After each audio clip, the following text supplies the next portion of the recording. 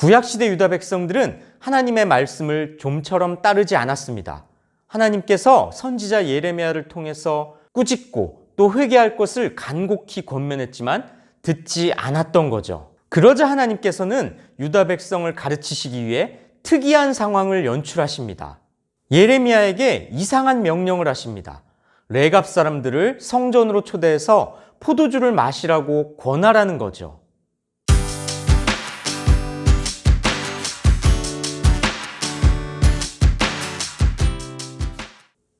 그런데 이런 명령을 예레미야에게 하신 건 이유가 있습니다.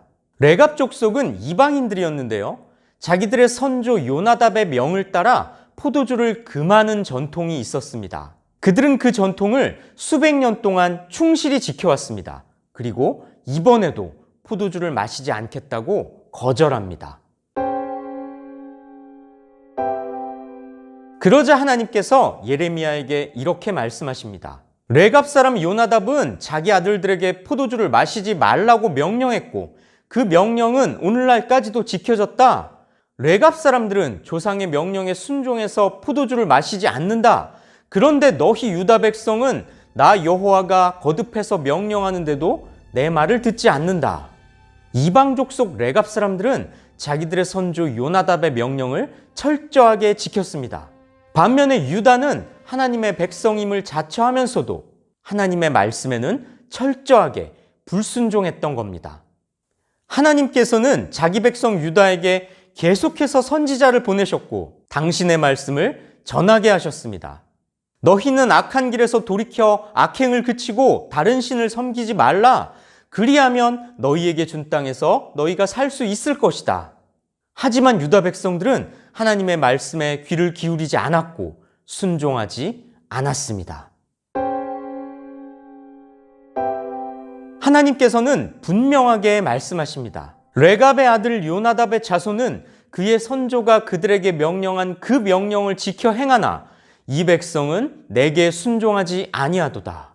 레갑 사람들을 불러다가 포도주를 권하라는 뚱딴지 같은 하나님의 명령에는 다 이유가 있었던 겁니다. 하나님께서는 이방 족속 레갑 사람들이 자기들의 선조 요나답의 명령을 철저하게 준수하는 모습을 유다 백성에게 보이심으로써 유다 백성의 불순종을 책망하신 겁니다. 유다 백성들로 하여금 자기들의 불신앙을 깨닫게 하시려는 거였죠. 유다 백성들은 하나님께서 선택하신 백성이라는 자부심만 있었을 뿐 실제 그들의 삶은 죄악과 우상 숭배로 가득 차 있었습니다. 오늘날 우리는 어떤가요? 크리스찬이라고 자처하십니까? 그렇다면 여러분의 삶이 말씀의 통치를 받고 있습니까? 하나님의 말씀에 순종하는 삶인가요? 하나님께서는 말씀을 듣지 않은 유다 백성에게 재앙을 내리시겠다고 합니다. 그리고 자기 조상 요나답의 명령을 잘 지킨 레갑 사람들에게는 복을 주십니다. 그럼으로써 당신의 백성 유다에게 강력한 교훈을 주십니다.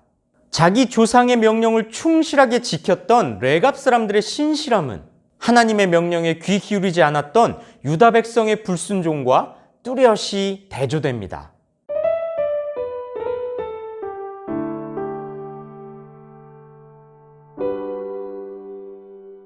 오늘날 기독교의 모습을 생각해 볼까요?